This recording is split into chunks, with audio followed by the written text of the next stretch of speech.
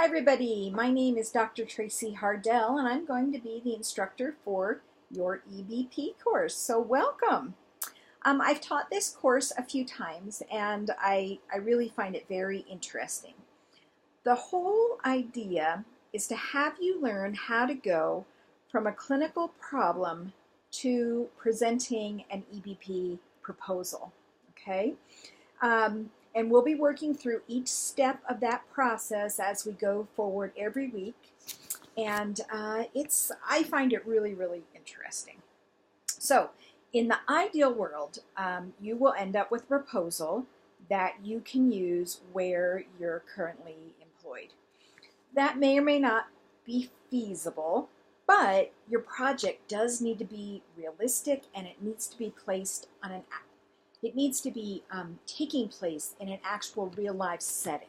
So your proposal has to be as real, essentially, as possible, because you're going to be answering a lot of specific facility-specific questions about your proposal. So whether it's a hospital, a clinic, a nursing home, community health, a college, whatever the case may be, you have to have some place real to be basing this EBP project, okay? So just want to keep that in mind as you're working on your problems, okay? All right. So in week 2, you will actually, right off the bat, be posting your PICO question in the main forum and then getting feedback from your classmates about that question. Now, PICO questions, I think you're probably already familiar with that term, but you're going to be reading about it in your text. And your text does a really nice job of really defining the different components of a PICO question. So I think that'll be helpful. Now, if you have questions about your topic, or what I've just said about choosing a topic before week 2, please send me a note in your individual forums so we can kind of discuss it a little bit and figure out what the best direction is for you to go. All right. And when you're selecting a problem, hopefully you already have an idea of what you want to work on, but when you're narrowing it down, there needs to be literature available addressing your issue. So let's say we were in a hospital and we had a clinical problem, we did our PICO question, and there wasn't enough literature about addressing that clinical problem. Well, then we might very well set up a research study. We don't have that option in the EBP course. So you do have to select a problem that there's already a body of research out there. That's the whole point of evidence-based practice. Evidence already exists, and you're going to apply it to your problem. Okay? All right. So let's look then at this week and what we've got coming up. There's a lot of course materials. There's a whole list of course materials for this week.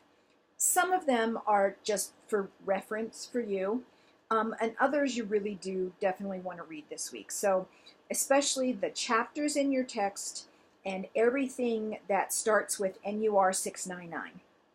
Okay, you want to familiarize yourself with all those. Some of the resources are more geared towards evidence-based medical treatment, but they're still very helpful. And I don't know if we have any APRN students in this course. Those might be especially helpful for you. So please take a look at least browse through all those core resources, but definitely read the text and anything that starts with NUR 699. Okay, so then we have our usual 2 discussion questions, one due by Saturday night at midnight, one due by Monday night as midnight as usual. Please take a look though at my announcements. I listed maybe 5 or so announcements for you, and some are about participation, substantive posts, things like that. You're probably in a good mode of being able to write substantive posts by this point in your program, but just take a look at those posts to make sure the expectations are clear, okay? All right, so I think that's enough to get us started. And I don't know about you, but this is my first course in this new Loud Cloud online format that's been revised. A lot of the components are still there in the old Loud Cloud, but you kind of have to poke around a lot to find them. So poke around, you're not going to hurt anything. And if you do have any questions, can't find something or whatever, please send me a note in your forum. You might want to put that in your questions to the instructor forum, because if you have the question, a lot of your fellow classmates might have it also. Okay, guys, I'm really looking forward to working with you and hearing about your projects and helping you get to your final EBP proposal. I'll see you in the main forum.